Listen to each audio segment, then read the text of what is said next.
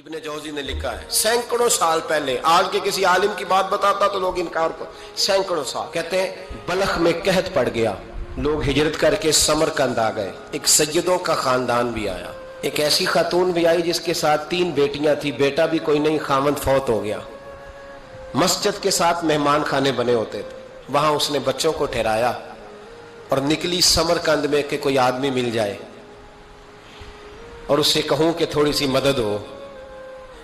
وہ چلتے چلتی ایک سیٹھ کے پاس، رئیس کے پاس پہنچی۔ جن لوگوں کے پاس دولت آتی ہے نا، وہ کئی دفعہ سخت جملے کہنے لگتے ہیں جو اللہ کو پسند نہیں آتے۔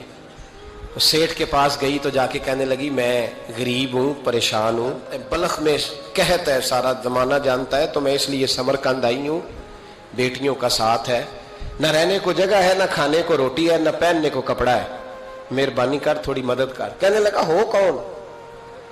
تو اس سید زادی نا کان آگے کر کے، ہاں کسی پہ بھی حالات سخت آ سکتے ہیں، اللہ سے ڈرنا چاہیے، کان آگے کر کے نا کہنے لگی میں سید زادی اور یہاں میرا اپنا کوئی نہیں، مہربانی کر۔ تو وہ سیٹھ صاحب، چودھری صاحب کہنے لگے مجھے کیسے پتا چلے گا تو سید ہے؟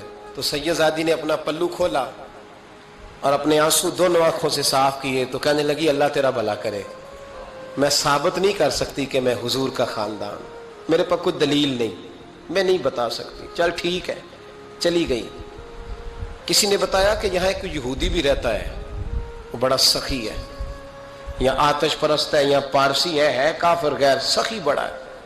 اس کے پاس گئی، بیٹھی رہی، لوگ بیٹھے تھے، جب چلے گئے تو قریب گئی، کہنے لگی مجبور ہوں، پریشان ہوں، غریب نہیں ہوں۔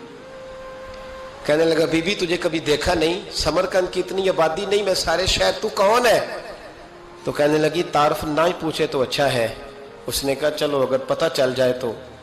کہنے لگی میں مسلمانوں کے نبی کی اولاد ہوں، مسلمانوں۔ اس نے کہا پیغمبر خدا کی اولاد؟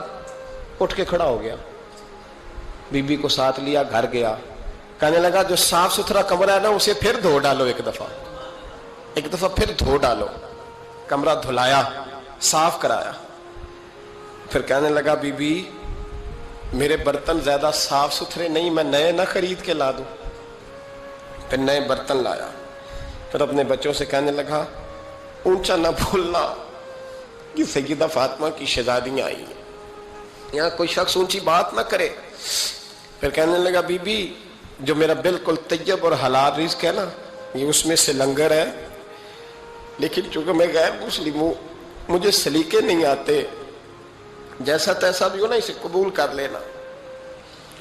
خاتون کو کہنے لگا یہ گھر ہے، جب تک جی چاہے یہاں رہنا، اور دیکھنا ہو سکے تو رات اپنے نبی سے سفارش کرنا، میرا بھی کوئی مسئلہ، میری بھی کوئی قبولیت کہیں ہو جائے۔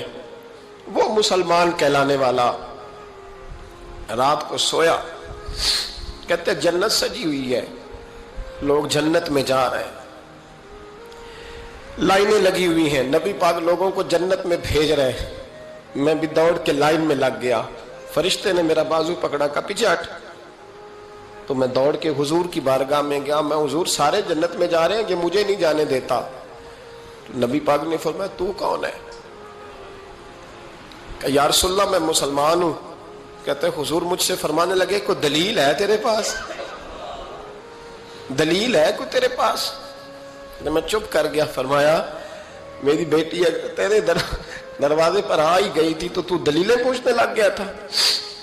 ہم جا دوڑ جا۔ سویرے آنکھ کھلی تو گلیوں میں ڈھونڈتا پھرتا ہے، تلاش کرتا پھرتا ہے، کونے کونے میں جاتا ہے وہ سادات کا گھرانہ کہاں گیا، ڈھونڈتے ڈھونڈتے اس غیر مسلم کے دروازے پہ جا کے پہچان لیا۔ تو کہنے لگا خدا کا واسطہ جو تو نے نوکری کی ہے نا، ان کی مجھ سے 11 گنا لے لے، یہ سادات کا گھر مجھے دے دے۔